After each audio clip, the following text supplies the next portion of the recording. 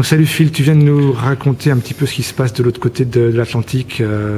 T'as trouvé comment le public là? Ça a été? C'était une salle magnifique, bien remplie. Et puis franchement une des premières fois de ma carrière, parce que je travaillais dans des secteurs très masculins. Le high tech c'est quand même très masculin et il n'y avait que des femmes. C'était magique. Donc ça c'est le bon côté de la chose. Voilà. Et sinon c'était assez. Des fois on s'interroge, est-ce que vraiment je suis clair? C'est toujours un petit peu le problème. Mais visiblement, ça allait. Bon, moi j'étais dans le public, je pense que c'est bien passé quand même. S'il y avait une chose que tu as eu envie de leur dire tout à l'heure, mais que tu n'as pas eu le temps de dire, parce que c'est vrai que le timing est chargé, c'est quoi? Qu'est-ce que tu as envie d'ajouter? C'est la curiosité que moi je peux avoir à évoluer effectivement sur cette côte ouest qui est fantastique avec... des choses. Ce qui est magique, c'est la multiplication en fait. C'est vraiment la possibilité de voir la multiplicité des choses, des gens qu'on peut rencontrer. Et je suis très heureux effectivement de pouvoir faire partager ça. J'espère l'avoir fait partager. Et j'ai pas parlé de tout parce que d'abord je sais pas tout. J'en apprends encore à chaque jour. Mais c'est vraiment garder la curiosité, essayer les choses et agir véritablement. Pas être spectateur. On a des expériences très fortes en faisant joujou avec Twitter. On a des expériences très fortes en essayant d'aller sur un réseau social qu'on ne connaît pas. C'est vraiment très très. On apprend beaucoup. D'accord. Pour résumer un petit peu ce que tu fais, parce que c'est tellement riche, tellement nouveau en plus, que ça parle pas à tout le monde. Et puis pour apporter quelques billes à ceux qui par hasard auraient pas été dans la salle, tu fais quoi là-bas? C'est quoi? Comment on peut résumer tout ça? Je suis un facilitateur en fait. Ça veut dire que je vais aider des entreprises françaises à s'implanter, à s'installer, à faire de la veille, à être représentées. J'essaie de voir véritablement ce que je peux leur apporter par mon temps, par mon réseau. Parce que effectivement, j'ai des gens autour de moi, des spécialistes dans différents domaines, stratégie, PR, com. Bon, suffisamment de personnes pour pouvoir répondre à chacun des besoins, des avocats, des comptables. Donc répondre aux besoins, et je m'assure que le tout se passe bien. Dans le mot facilitateur, c'est aussi la façon dont j'aide les gens parce que c'est comme passer dans un univers complètement inconnu.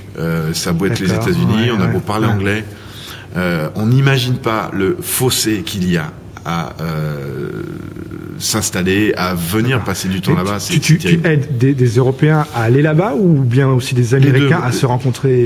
Les deux, mon capitaine. C'est effectivement essentiellement aujourd'hui la plupart de mon activité consiste à accompagner les entrepreneurs français. Européen, puisque je commence à avoir un petit peu mon expérience passée me donne un peu de réseau en Europe, mais aussi de représenter une société américaine en France, dont c'est le cas avec la société Jumplane qui fait une toolbox pour faire des gestions de communautés sur des sites web d'une façon répétitive et automatisée. Fabuleux. Bon, pour en revenir à notre vieux continent, et ce que tu as pu nous raconter tout à l'heure, aujourd'hui, c'est quoi les conseils qu'on doit avoir en tête pour ne plus marketer comme papa, quoi? J'ai cité l'exemple de Zappos, ça me paraît assez intéressant. Je pense que les expériences de marketing relationnel vraiment adaptées sont vraiment indispensables. Aujourd'hui, je reçois des newsletters. En général, elles ne m'intéressent pas. Tu les lis encore? Non. Ma boîte spamming s'en charge aussi. Et je pense que aujourd'hui, je pense qu'il y a... Enfin, je suis dans un endroit où j'ai plutôt à apprendre qu'à donner un feedback ou des leçons, mais moi en tout cas en tant que consommateur, je ne suis plus touché par la publicité depuis très longtemps. Par contre, ce qui va me plaire, ça va être des messages nouveaux, comme je citais la marque Zappos.com, où on va avoir effectivement on sent qu'il y a un esprit dans cette entreprise qui te dit tu peux me retourner tes pompes pendant 1 an, tu peux appeler à n'importe quel moment parce que il y a un call center qui est disponible 24 heures sur 24, des choses un petit peu qui me font penser effectivement que je suis quelqu'un d'un petit peu différent. C'est d'être touché. Je veux vraiment pouvoir être adressé d'une façon personnelle et différente. Aujourd'hui, je pense que c'est, à mon sens, une bonne façon de remuer le consommateur que je suis, qui va me faire aller vers un produit. Je vais aller voir du côté de Zappos. Tu m'as parlé aussi de Yammer. Yammer, oui, C'est tout à quoi? fait. Alors Yammer, c'est l'équivalent de Twitter, mais c'est un réseau qui est fermé. Ça veut dire qu'on a les mêmes fonctionnalités que Twitter, donc Oui. ce microblogging, 140 caractères, les gens qui te suivent, les gens que tu suis. Mais la particularité, c'est d'être fermé. Donc c'est proche. Il faut donner une adresse email qui correspond à l'adresse email de la société qu'on a créée dans le système. D'accord. Ok. Donc on est tranquille.